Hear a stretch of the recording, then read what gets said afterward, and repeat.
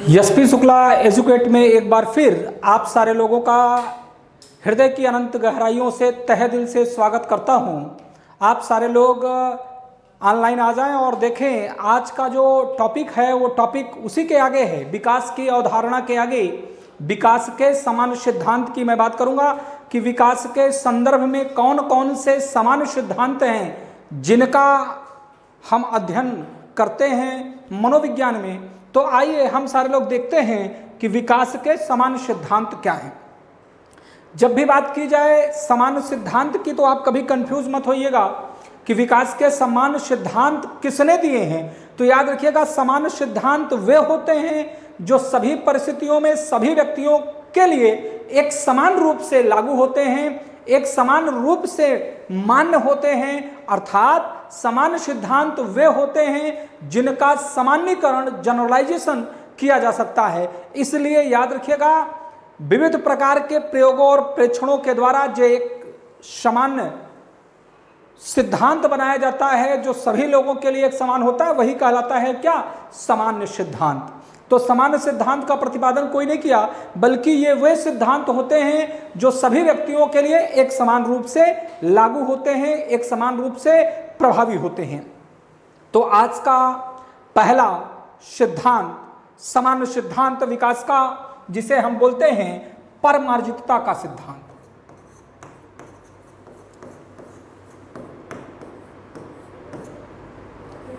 परमार्जितता का सिद्धांत, इसे हम बोलते हैं मॉडिफिकेशन।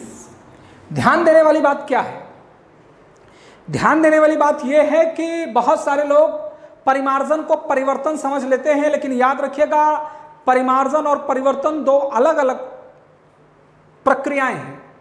परिवर्तन की प्रक्रिया वह होता है जिसमें व्यक्ति का जो मूल स्वरूप होता है, किसी भी वस्तु का जो मूल स्वरूप होता है वह परिवर्तित हो जाता है और वह पूर्ववत या अपनी पूर्व अवस्था में कभी वापस नहीं आ पाता है। तो याद रखिएगा, ये परिमार्जित हो रहा है, परिवर्तित नहीं हो रहा है। कभी भी आप याद रखिएगा, परिवर्तन का कोई स्थान नहीं है, परमार्जितता का है कि मॉडिफाइड किया जा सकता है। इस सिद्धांत के अनुसार बालक के विकास की गति एवं दिशा, फिर से हम बात करते हैं, यहां पर हम समय रखते हैं या हम आयु रखते हैं, और यहां पर हम बात करते हैं विकास की। तो सबसे महत्वपूर्ण बात है कि विकास किस दिशा में हो रहा है और किस गति से हो रहा है, ये दो महत्वपूर्ण बिंदु हैं। तो याद रखिएगा, यहां पर जब भी हम बात करते हैं वो बात करते हैं स्पीड और डायरेक्शन की, दिशा की। तो किसी भी बालक के, किसी भी व्यक्ति के विकास की दिशा को मॉडिफाइड किया जा सकता है। मॉडिफाइड कर देते, चेंज नहीं करते हैं। जैसे मैंने कहा कि अभी आप सारे लोग सुपर टेट की तैयारी कर रहे हैं, मैं आपको सुपर टेट की तैयारी कराते कराते आपको मैं बैंक की तैयारी कराने लगूं, तो यह परिवर्तन है और इसका जो परिणाम होगा वो हमेशा क्या होगा?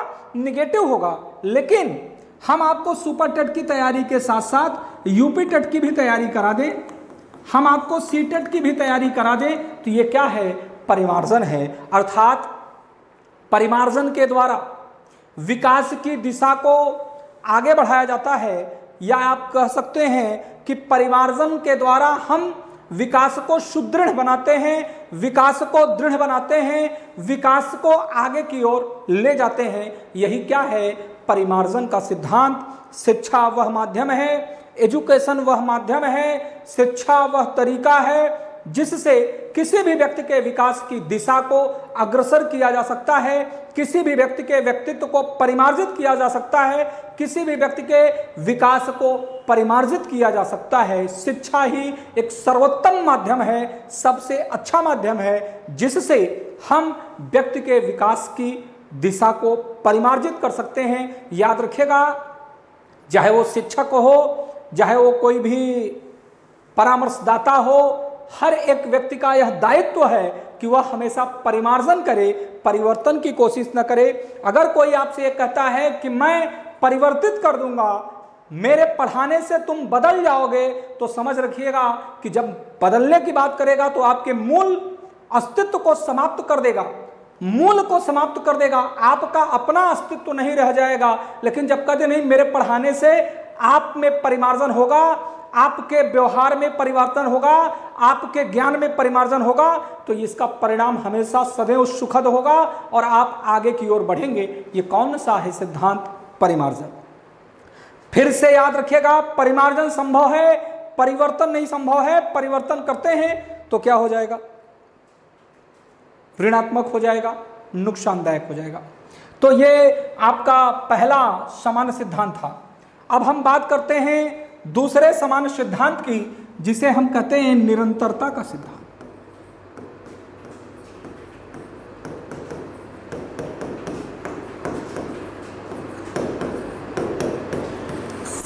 जब हम बात करते हैं निरंतरता के सिद्धांत की, तो आयु या समय के साथ, आयु या समय के साथ, आयु या समय के साथ विकास निरंतर चलता रहता है। कहने का मतलब है, मैंने कहा कोई ए है, जैसे ही जन्म लेगा ए बी, हर एक व्यक्ति का विकास निरंतर बिना रुके हुए चलता रहता है। याद रखिएगा, निरंतर चलने वाली प्रक्रिया है, सभी व्यक्तियों का विकास निरंतर चलता है। और याद रखिएगा, यह जीवन पर्यंत चलने वाली प्रक्रिया है, हमेशा चलता रहता है। विकास जीवन पर्यंत चलने वाली प्रक्रिया है और अविराम गति से चलने वाली प्रक्रिया है। और मैंने देखिए उतार चढ़ाव मैंने लिखा है, कभी विकास की गति तीव्र तो कभी विकास की गति क्या हो जाती है? मंद हो जाती है। और सबसे महत्वपूर्ण बात है, निरंतरता के सिद्धांत के अनुसार किसी एक ही समय में, किसी एक समय में व्यक्ति के विकास की गति एवं दिशा का यथार्थ निर्धारण करना संभव नहीं होता है। कहने का मतलब कि इस टाइम मैं किस गति से विकास कर रहा हूं और किस दिशा में विकास कर रहा हूं, इसका यथार्थ निर्धारण संभव नहीं है। अर्थात आप किसी भी व्यक्ति के विकास की गति एवं दिशा का एक ही समय में तुरंत अगर आपको करना हो तो आप नहीं कर सकते हैं, एग्जैक्टली नहीं कर सकते हैं कि व्यक्ति का विकास कितना हुआ है। क्लियर हो गई मेरी बात? अब आज का अगला सामान्य सिद्धांत, निरंतरता का सिद्धांत, परिमार्जितता का सिद्धांत के बाद व्यक्तिगतता का सिद्धांत।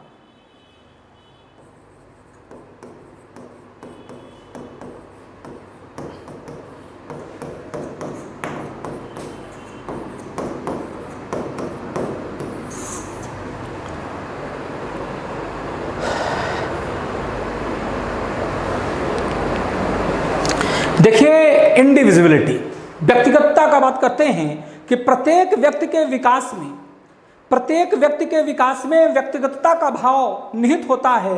अर्थात प्रत्येक व्यक्ति के विकास की गति एवं दिशा,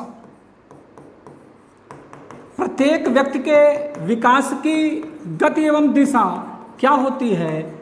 अलग अलग होती है, भिन्न भिन्न होती है। ये अपने आप में बहुत महत्वपूर्ण है कि मैं कहता हूं कि कोई एक कक्षा है, उस कक्षा में सारे लोग बैठे हुए हैं और सारे के सारे लोग सुपर टेट के विद्यार्थी हैं, लेकिन सारे सुपर टेट की तैयारी करते हैं, सबका एक ही उद्देश्य है, सबका एक ही लक्ष्य है कि शिक्षक बनना है। लेकिन अगर उनकी आयु देखें तो सबकी आयु एक समान नहीं है, किसी की आयु ज़्यादा होगी, किसी की आयु कम होगी।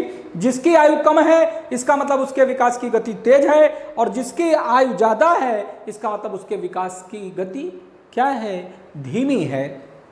ध्यान दीजिएगा, मैंने ये आपको स्पेसिफिक बताया, लेकिन जब एक ही कक्षा में एकेडमिक कोर्सेज में विद्यार्थी पढ़ते हैं तो उसी कक्षा में कोई विद्यार्थी डॉक्टर बनता है, कोई विद्यार्थी इंजीनियर बनता है, कोई विद्यार्थी नेता बनता है, कोई विद्यार्थी वकील बनता है। इसलिए हम कहते हैं कि सबकी दिशाएं क्या होती हैं? अलग अलग होती हैं। पढ़ते एक ही कक्षा में है, पढ़ाता एक ही शिक्षक है और सारे विद्यार्थी होते हैं, लेकिन सबका परिणाम जब आता है तो क्या होता है? अलग अलग होता है।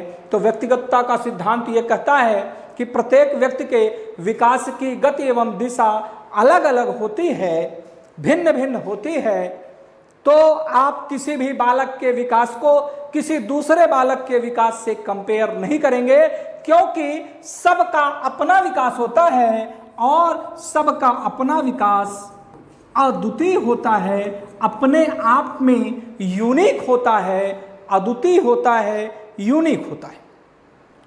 अगला सिद्धांत है चक्राकार प्रगति का सिद्धांत।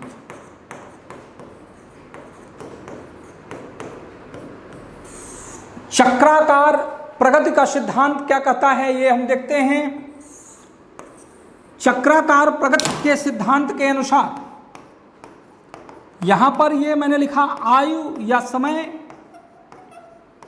और यहां पर मैंने लिखा विकास। देखिए, चक्राकार प्रगति का सिद्धांत ये कहता है कि व्यक्ति का विकास सरल रेखीय गति, सरल रेखीय गति या नियत न होकर, बल्कि ये कैसा होता है, ये चक्री होता है, ये कैसा होता है, साइक्लिक होता है। अब आपको लगेगा सर ये रिंग बन गया, तो रिंग ऐसा नहीं बनता है। हकीकत में रिंग कुछ ऐसा होता है कि व्यक्ति शून्य से ही शुरू करता है और एक दिन आकर उसी शून्य पर ही क्या हो जाता है, समाप्त होता है। Cyclic process. अब ये जो बहुत ज़्यादा ये घुमाव है, बहुत ज़्यादा ये सर्किल है, जब आप शिक्षा प्राप्त कर लेते हैं, शिक्षित हो जाते हैं, तो हमेशा ये थोड़ा सा शार्प हो जाता है, सीधा हो जाता है, व्यक्ति का जीवन एक तरीके से आता है। याद रखिएगा, कभी भी आपको इस बात पर घमंड नहीं करना चाहिए। इसलिए नहीं करना चाहिए कि साइक्लिक है, ये बिल्कुल अटल सत्य है कि जीवन शून्य से शुरू होगा और शून्य पर ही आकर समाप्त हो जाएगा। कभी इस पे आपको घमंड नहीं करना है, क्योंकि सारे लोग वहीं से शुरू होते हैं और वहीं पर समाप्त हो जाते हैं। आप खाली हाथ आते हैं और खाली हाथ जाते हैं। ये कौन सा सिद्धांत है? चक्राकार प्रगति का सिद्धांत है। और इस साइक्लिक प्रोसेस में अपना टाइम आएगा। आप लोगों ने सुना होगा कि समय आएगा, सबका समय आता है, मौके सबको मिलते हैं। जो उस मौके को कैच करता है, जो उस मौके को भुना लेता है, भुनाता है, वही एक दिन सफल हो जाता है या सफलतम व्यक्ति कहलाता है, शिखर पर पहुंचता है, ऊंचाइयों पर पहुंचता है। लेकिन आप उसे कैच कब करेंगे? जब आप शिक्षित रहेंगे। तो याद रखिएगा, इस साइक्लिक प्रोसेस है, कभी आपको परेशान होने की जरूरत नहीं है। इस साइक्लिक प्रक्रिया के दौरान जो विकास की गति है वो कभी धीमी हो सकती है, कभी मंद हो सकती है, कभी सकारात्मक हो सकती है, कभी नकारात्मक हो सकती है, कभी स्थिर हो सकती है। आपको लगेगा कि कोई विकास नहीं हो रहा है, लेकिन वहां पर भी विकास हो रहा है, आपको एक अनुभव मिलता है। याद रखिएगा इस बात को, बहुत महत्वपूर्ण बात है कि जीवन में आप सफल जरूर होंगे, लेकिन याद रखिएगा जब समय आएगा। और एक पुरानी कहावत बहुत सारे लोग कहते हैं कि समय से पहले कुछ भी नहीं होता है, क्योंकि किस्मत का कोई रोल नहीं है। सारा रोल मैं आपके हार्ड वर्क को मानता हूं। और सबसे बड़ी बात है कि आप एक शिक्षक बनने जा रहे हैं, तो शिक्षक बनने में जो सबसे महत्वपूर्ण है वो एटीट्यूड है। आपका दृष्टिकोण क्या है, आपका नजरिया क्या है, वही आपके विकास को यथार्थ रूप में परिणित करता है, यथार्थ रूप में परिभाषित करता है, यथार्थ रूप में साकार करता है। दृष्टिकोण अच्छा नहीं है तो दुनिया की कोई भी ताकत विकास नहीं करा सकती है। मैंने लास्ट बताया था, व्यक्तिगतता का सिद्धांत, प्रत्येक व्यक्ति का सिद्धांत अपने आप में विशिष्ट होता है, अपने आप में अद्वितीय होता है। आपका विकास आपसे ही शुरू होगा और आपसे ही समाप्त हो जाएगा। अभी तक इस दुनिया में कोई नहीं रहा जो ये कह दे कि मैं तुम्हारा विकास करा दूंगा, मैं तुम्हारे विकास को कराने के लिए उत्तरदायी हूं। ये बिल्कुल गलत है। समय के साथ विकास होता रहेगा, एक साइक्लिक प्रोसेस है। याद रखिएगा, शैशवावस्था के बाद बाल्यावस्था, फिर किशोरावस्था, वयस्क होंगे, प्रौढ़ावस्था में जाएंगे, फिर वृद्धावस्था में आएंगे। हाँ, ये बात अलग है कि कुछ लोग 10 वर्षों तक किशोरावस्था में रहते हैं, कुछ लोग उम्र 55 हो जाती है लेकिन फिर भी बचपन की बातें करते हैं। उम्र 55 बाद बचपन, कि 55 की उम्र में भी आप 10 साल की बात करते हैं, बचपना बरकरार रखते हैं, ये सारी चीज़ें अपनी चलती रहती हैं। ये सब एक विकास का आधार कह सकते हैं, आप कह सकते हैं कि उस चक्रीय विकास का एक क्रम है। लेकिन विकास सबका चलता रहता है, चक्रीय प्रक्रिया है, तो सबका समय आएगा कि नहीं आएगा भाई? बिल्कुल आएगा। अब अगला सिद्धांत, जो अगला सिद्धांत है उसे हम बोलते हैं समन्वय का सिद्धांत। उसे हम बोलते हैं समन्वय का सिद्धांत। समन्वय का मतलब इंटीग्रेट करना। समन्वय का सिद्धांत ये अपने आप में बहुत महत्वपूर्ण है कि विकास होता है, लेकिन विकास कब होगा? तो समन्वय होना चाहिए। जब तक आप चीजों से इंटीग्रेट नहीं करेंगे, चीजों को आपस में जोड़ेंगे नहीं, तब तक विकास यथार्थ रूप में नहीं होगा। मैं कहता हूं कि मैं बहुत पढ़ा दूं, बहुत मोटिवेट कर दूं, लेकिन आप घर पर जाएं, आपको डिमोरलाइज कर दिया गया, आपको हतोत्साहित कर दिया गया, तो विकास यथार्थ रूप में संभव नहीं है। अर्थात विकास विभिन्न पक्षों के समन्वय के परिणाम स्वरूप होता है। और वो पक्ष कौन कौन से हैं मैं आपको मुख्य रूप से बताता हूं कि विकास के जो पक्ष हैं वो है शारीरिक पक्ष, मानसिक पक्ष, या जिसे आप संज्ञानात्मक पक्ष कहते हैं, संवेगात्मक पक्ष और सामाजिक पक्ष। याद रखिएगा, बहुत बुद्धिमान है लेकिन आपके शरीर में जान नहीं है। आपके पास लगता है कि मेरे पास बहुत ज्यादा बुद्धिमान है, क्योंकि आज के वर्तमान परिप्रेक्ष्य में कोई भी अपने आप को मूर्ख नहीं समझता है। लेकिन आपके पास शरीर नहीं है, आपके पास दोनों हाथ नहीं है, बहुत दिमाग है, तो आप कुछ कर नहीं सकते। इनमें समन्वय होना चाहिए, इनमें इंटीग्रेशन होना चाहिए। ये एक दूसरे से जब तक जुड़े नहीं होंगे,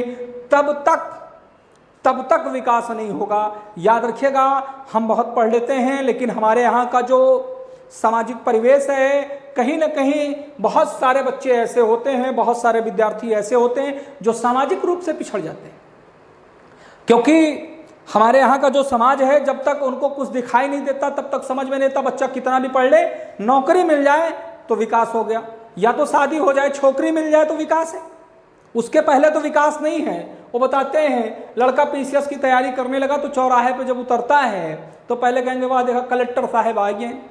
अरे कलेक्टर साहब बनेगा एक दिन, लेकिन आपने क्या किया? सामाजिक समन्वय को ब्रेक कर दिया। मैं बहुत सारे ऐसे लोगों को देखा हूं कि वो उस विद्यार्थी को, उस बच्चे को क्रिटिसाइज कर रहे थे, उसका मजाक उड़ा रहे थे, लेकिन एक दिन अगर वो आईएएस बन गया तो वही सारे लोग फूल माला लिए हुए, बैंड बाजा लिए हुए, मेरा भैया आ रहा है, क्योंकि वो आईएएस हो गया है। समन्वय स्थापित किए, लेकिन उसको बहुत तो, लेकिन याद रखिएगा, समन्वय स्थापित होना चाहिए। इस सामाजिक विकास में घर भी आता है, परिवार भी आता है, बाहरी वातावरण भी आता है, विद्यालयी वातावरण भी आता है, सारी चीजें, आपकी संस्कृति भी आती है, आपका समाज भी आता है, सब कुछ समाहित रहता है। लेकिन आप सफल कैसे होंगे, ये अपने आप में एक महत्वपूर्ण प्रश्न है। प्रश्न ये है कि व्यक्ति को कैसे समन्वय स्थापित करना होना चाहिए। तो याद रखिएगा, समन्वय का सिद्धांत यह कहता है कि विकास जरूर होगा, इन पक्षों में आप समन्वय स्थापित करेंगे, लेकिन जरूरत है आपको सबके साथ क्रिया ना करें। जरूरत पड़े 100 सुनार की, 1 लोहार की, तो आप लोहार बनिए। 100 बात की 1 बात, हर बात का आप उत्तर दें, हर क्वेश्चंस का आप आंसर दें, हर प्रश्नों का उत्तर आपके पास हो, आप सबको संतुष्ट कर दें, आप सबके सवालों का जवाब हो, आप सबकी समस्याओं का समाधान हो, आप सबकी आवश्यकताओं की पूर्ति हो। ये कभी भी संभव नहीं हो सकता है, आपका विकास नहीं होगा, ये कतई समन्वय नहीं हो। लेकिन जब आपको लगे कि अब सर के ऊपर से पानी जा रहा है, तो आप बिल्कुल ना रुकें, अपना जवाब जरूर दें। यही क्या है? समन्वय का सिद्धांत। जब तक विभिन्न पक्षों के बीच में समन्वय नहीं होगा, तब तक व्यक्ति का विकास नहीं होगा। ये बिल्कुल आप सारे लोग याद कर लीजिए कि समन्वय का सिद्धांत क्या है। अच्छी कोचिंग, अच्छी बिल्डिंग, तो अच्छा टीचर भी होना चाहिए, अच्छा वातावरण भी होना चाहिए, अच्छा स्टडी मटेरियल भी होना चाहिए, सारे सब्जेक्ट अच्छे होने चाहिए। आपको अगर टीचर बनना है तो केवल एक सब्जेक्ट पढ़ के आप टीचर नहीं बन सकते। सभी विषयों के बीच, जो सभी विषयों के बीच है वो आपका समन्वय होना चाहिए। गणित भी आना चाहिए, हिंदी भी आना चाहिए, मनोविज्ञान भी आना चाहिए, पर्यावरण भी आना चाहिए, जीएस भी आना, सब कुछ आएगा। सबके बीच में अगर आप इंटीग्रेट करेंगे, एक स्ट्रांग बॉन्ड बनाएंगे, एक तगड़ा बंध बनाएंगे, एक मजबूत बंध बनाएंगे, तो विकास यथार्थ होगा। आपको सिलेक्शन से कोई नहीं रोक सकता। ये कौन सा सिद्धांत है? समन्वय का सिद्धांत। घर में यदि आपको रहना है, सबके साथ रहना है, आगे बढ़ना है, तो मम्मी से भी ट्यूनिंग अच्छी हो, भाई से भी अच्छी हो, बहन से भी अच्छी हो, माँ से भी अच्छी होनी चाहिए। जब तक नहीं होगा तो कहीं ना कहीं आपको परेशानी होगी। ये कौन सा सिद्धांत था? ये था समन्वय का सिद्धांत। अगला है वातावरण एवं वंशानुक्रम की अंतःक्रिया का सिद्धांत। वातावरण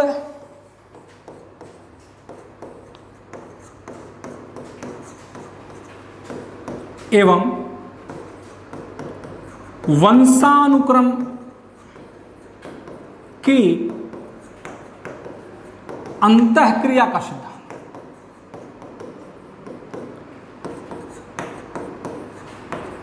ये बहुत बार पूछा जाता है और सारे प्रश्न इसी से पूछे जाते हैं।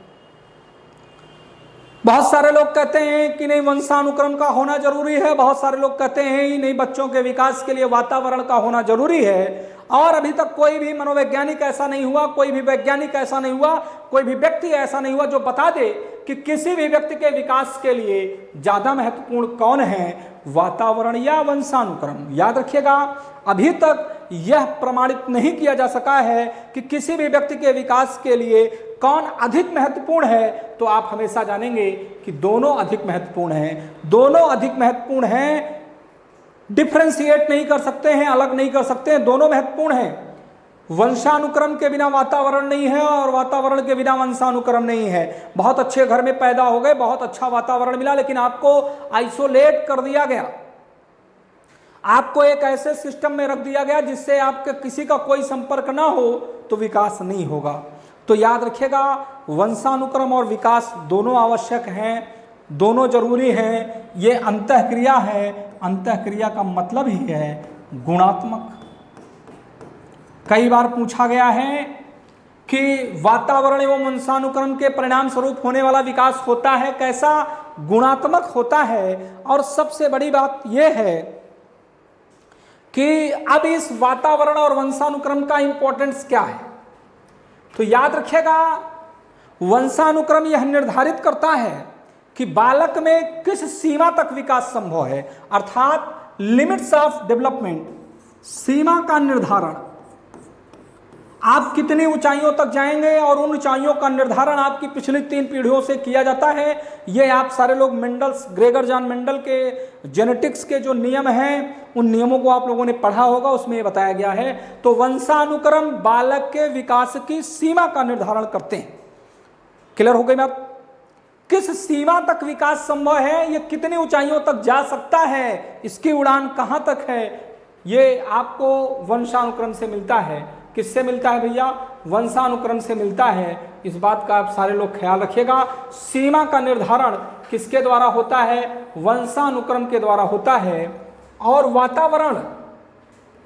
वातावरण यह निर्धारित करता है कि विकास के अवसर और संभावनाएं। तो वातावरण उन सीमाओं के बीच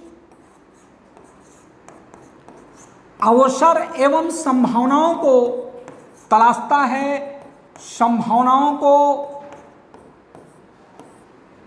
पैदा करता है। अर्थात वातावरण आपको विकास का अवसर देता है। अगर वातावरण नहीं होगा तो अवसर नहीं मिलेगा। कभी आप लोगों ने पुराने समय के लोगों को देखा होगा तो किसी भी बच्चे से मिलते थे तो उसके बारे में नहीं पूछते थे, उसके मामा के बारे में पूछते थे, नाना के बारे में पूछते थे, दादा के बारे में पूछते थे, चाचा के बारे में पूछते थे। रीजन उसका यही था क्योंकि वो ये जानना चाहते थे कि कि इस बालक में विकास की सीमाएं क्या हैं, विकास की सीमाएं क्या हैं। क्लियर हो गई मेरी बात। तो वातावरण एवं वंशानुक्रमण का सिद्धांत क्या कहता है, तो पहले लाइन में आप सारे लोगों को याद हो गया कि किसी भी व्यक्ति के विकास के लिए आप ये निर्धारित नहीं कर सकते हैं कि उसके विकास के लिए मुख्य रूप से कौन उत्तरदायी है। दोनों उत्तरदायी हैं। वंशानुक्रम सीमा निर्धारित करता है कि बालक में, किसी भी व्यक्ति में, किसी भी प्राणी में किस सीमा तक विकास हो सकता है, और उन्हीं सीमाओं के बीच में वातावरण अवसर एवं संभावनाओं को तलाश करता है कि भाई इसके लिए सर्वोत्तम क्या हो सकता है। अगला सामान्य सिद्धांत, जो अगला सामान्य सिद्धांत है वो है समान प्रतिमान का सिद्धांत।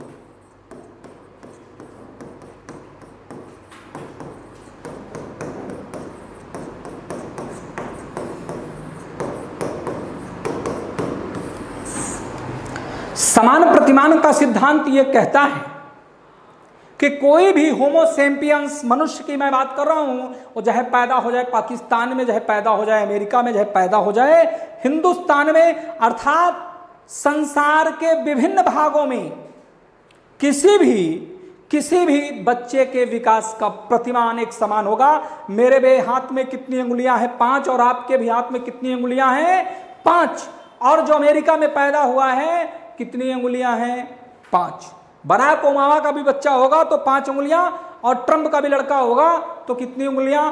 5। अर्थात संसार के विभिन्न भागों में विकास के प्रतिमान, किसी भी बच्चों का विकास हो, किसी भी बालक के विकास का प्रतिमान एक समान होता है। याद रखिएगा, चाहे वो शारीरिक अंग की बात करें, चाहे वो मस्तिष्क के भार की बात करें, चाहे वो अंगुलियों की संख्या की बात करें, समानता क्या होता है? एक समान होता है। यही कहलाता है क्या? समान प्रतिमान का सिद्धांत। क्लियर हो गई मेरी बात। तो आज ये कुछ प्रमुख विकास के समान सिद्धांत थे जिसको मैंने आप लोगों के सामने बताया, प्रस्तुत किया, और आई होप आप सारे लोगों को ये समान सिद्धांत जरूर समझ में आ गए होंगे, क्योंकि परीक्षाओं में केवल एक लाइन पूछता है, विकास के संबंध में दिया गया कथन कौन सा गलत है। तो जो सामान्य है वो सही है, और जो सामान्य नहीं है वो क्या है? गलत है।